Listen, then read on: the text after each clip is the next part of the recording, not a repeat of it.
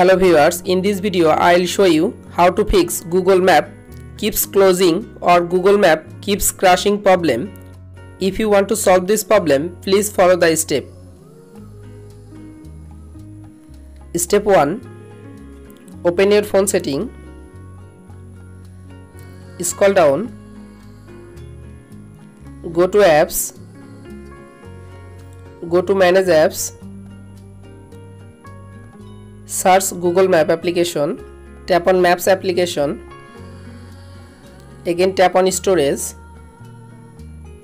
Click on clear data. Tap on clear cache data. Step 2.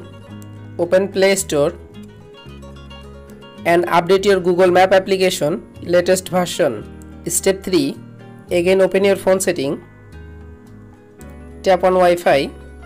Check your internet or Wi-Fi connection properly. Step 4. Restart your device. Open your Google Maps. You can follow all of the steps to fix Google Map keeps closing or keeps crashing problem. If this video helpful for you, please subscribe our channel and like this video.